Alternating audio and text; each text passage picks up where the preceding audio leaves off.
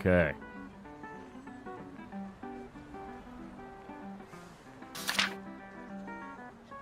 Molson Coors' funny ad went too far, regulators say.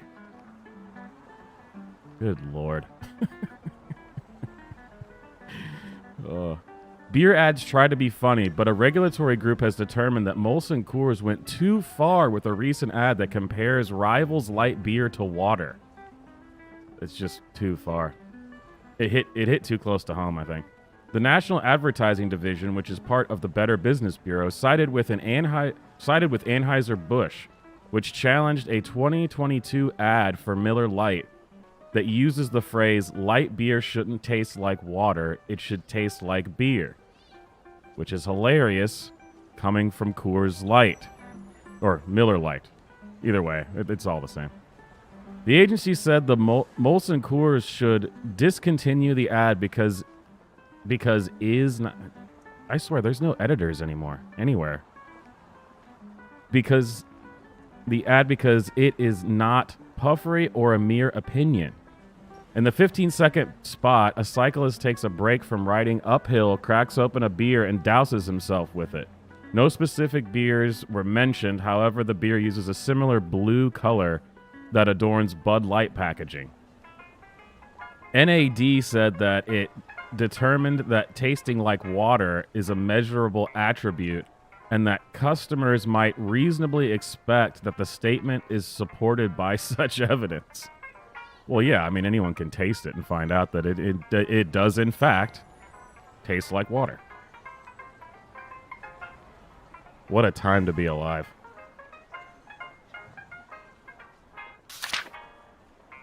Conservatives' war on emotions in the classroom.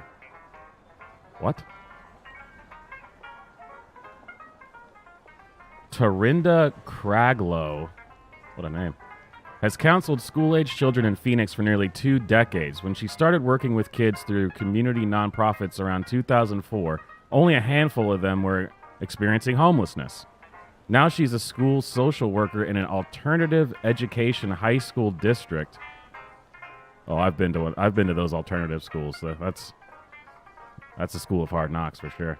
And a high number of the 1,500 students she's responsible for qualify for services under a federal aid program for homeless students.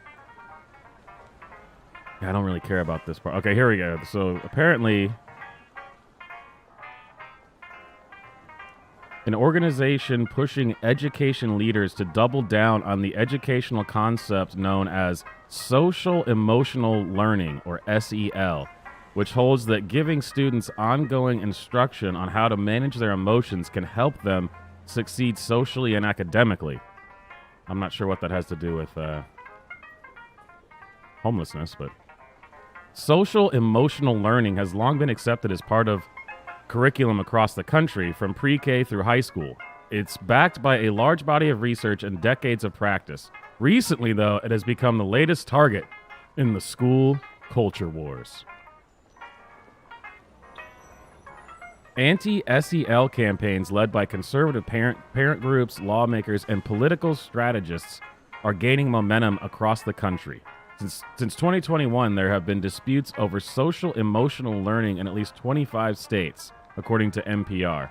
From bills that have tried to remove the concept from school curriculums altogether, to heated parent board meetings where parents' rights advocates vehemently denounce it. How much you want to bet they're not ever going to explain what exactly they're teaching in this social emotional learning program? If that doesn't sound like leftist gobbledygook, I don't know what does. Social emotional learning teaches students what are conventionally known as soft skills. The social and emotional tools that help students make good choices, manage their emotions, create positive relationships, and collaborate. Yeah, see, this, I still don't know what this is, because that is, again, just gobbledygook. That sounds exactly like the kind of thing where they would start using it to teach, critical race theory or something. I mean, whatever. White men are evil and capitalism is bad. Here, let's read it one more time. Social emotional learning teaches students what are conventionally known as soft skills, the social and emotional tools that help students make good choices, manage their emotions, create positive relationships, and collaborate. That sounds like a bunch of nonsense we just don't need in schools. All right, what else we got?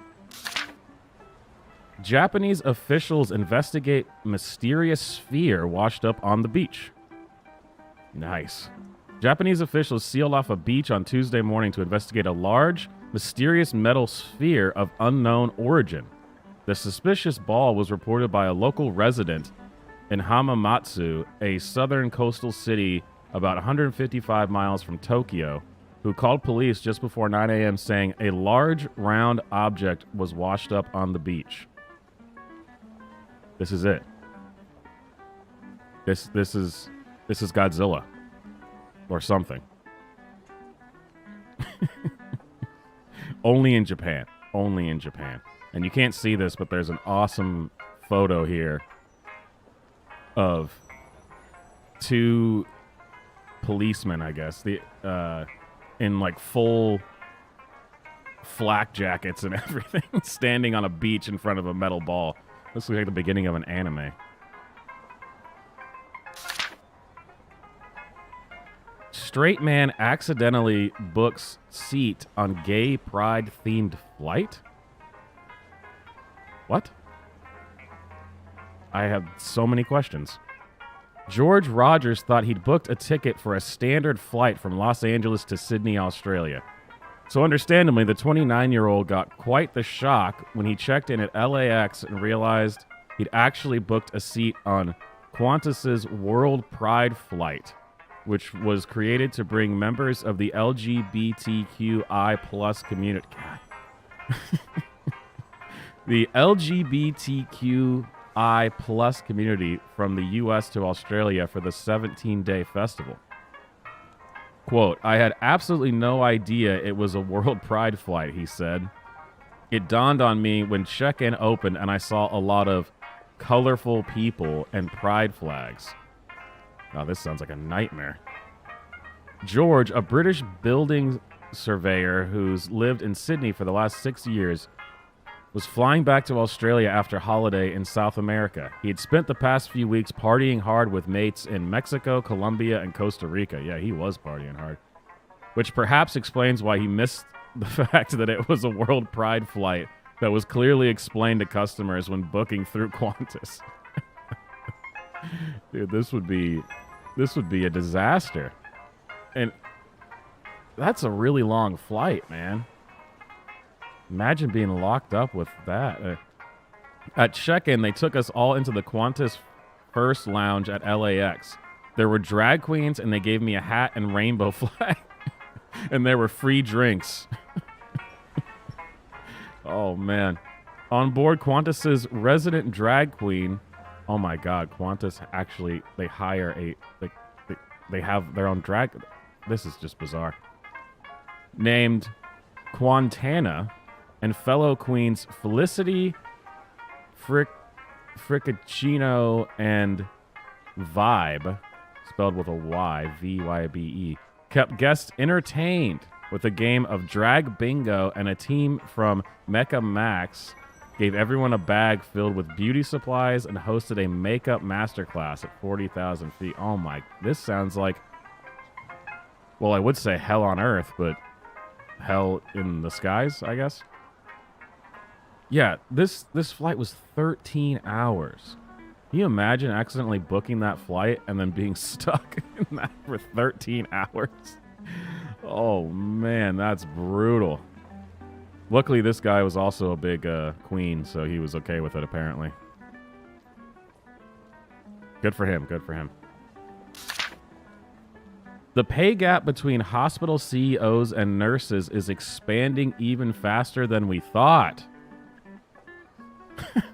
Breaking news. CEOs make more than nurses. Who would have thought? Hospital executives are seeing their compensation increase at even faster rates than previously calculated, according to new research out of North Carolina. Even as many of them continue to fall short in providing charity care to their most marginalized patients. Oh, that was a painful sentence to read. The pay disparity between hospitals' administrative staff and clinical staff is exploding. Some of the individual hospital CEOs covered in their studies saw their salaries increase by more than 700% in just a few years. Well, this is COVID and the COVID money. I mean, obviously. While doctors and nurses got a fraction of that salary increase, and I can tell you why. Because, again, during COVID, they were just doing dances for TikTok. You don't get a raise for doing dances.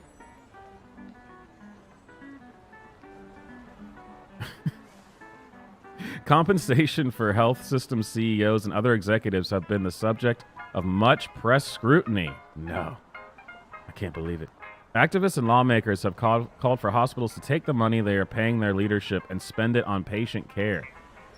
Nurses' unions in labor standoffs used it to justify their decision to strike or threaten to strike unless their hospitals acted to increase compensation for clinical staff and otherwise improve their working conditions. Which sounds great, but if you're telling me you're expecting to eventually, at one point, have the nurses make the same amount as the CEO, you're delusional. But I think we all knew that going into this.